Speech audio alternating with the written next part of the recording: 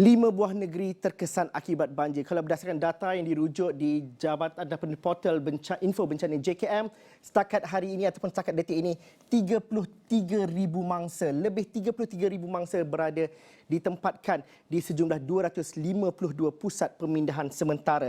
Di Johor Bahru ataupun di Johor saja 30,366 mangsa yang terlibat dan mereka ditempatkan di 209 pusat pemindahan. Ini adalah angka yang cukup besar sekali. Saya ingin bersama dengan Wakil Astro Awani di Johor, Aiman Hakim, yang kini berada di Kota Tinggi. Apa perkembangan terkini yang dapat kita ketahui pada jam ini? Berdasarkan angka mangsa banjir, ianya bertambah dan juga semakin menaik. Bagaimana situasi cuaca dan juga apa yang dapat dilaporkan pada ketika ini, Aiman?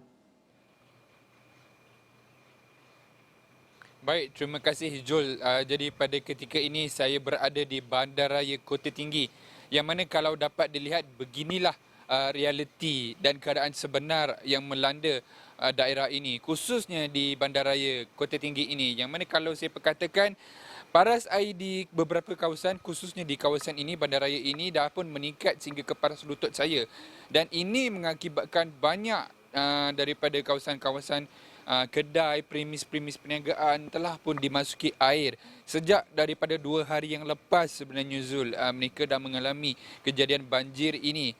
Dan ini apa yang tertampak di kaca TV. Dan ini juga apa yang berlaku di Kota Raya. Cuba kita bayangkan bagaimana keadaannya di kawasan yang lebih dalam, membabitkan kawasan-kawasan perkampungan, kawasan-kawasan pesisiran sungai dan sebagainya. Sudah pasti dan saya yakin bahawa situasinya lebih memburuk, dan inilah yang mengakibatkan seramai 28,000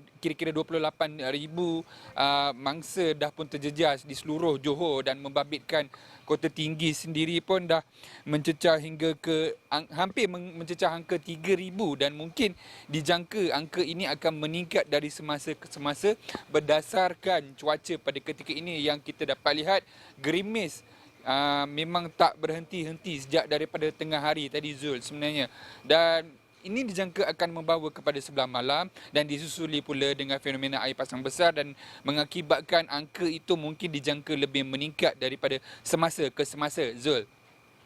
Aiman, difahamkan juga Timbalan Perdana Menteri ada turun di Kota Tinggi 11 siang tadi, dan juga mungkin ada sedikit yang dikatakan oleh Timbalan Perdana Menteri. Mungkin kita ikuti apa yang dikatakan beliau ketika sidang media pada petang tadi.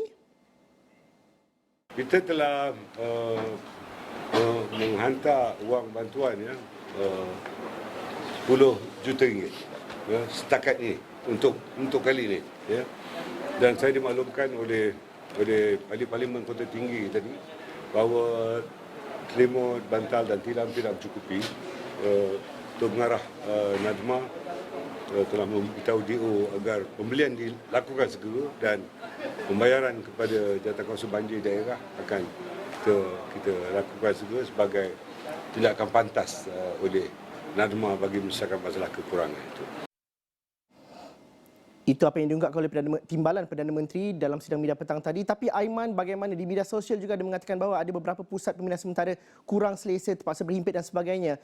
Bagaimana keadaan itu sudah diuruskan dengan baik pada hari ini? Aiman, dalam masa 30 saat dapat diceritakan bagaimana?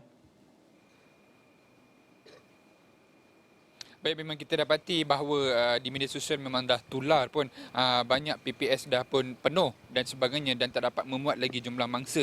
Memang saya katakan itu sebahagiannya adalah betul. Tetapi kita dapati bahawa usaha giat sedang dijalankan membabitkan agensi-agensi yang terlibat.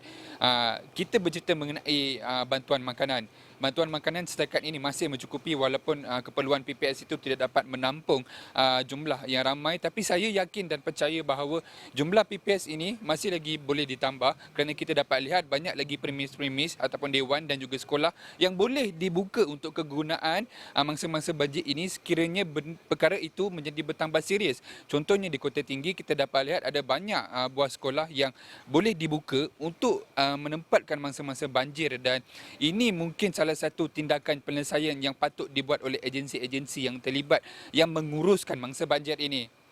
Dan ini mungkin salah satu perkara yang kita patut teliti, bahawa meskipun peluang untuk menduduki PPS itu tak muat, tapi bantuan itu sentiasa disalurkan.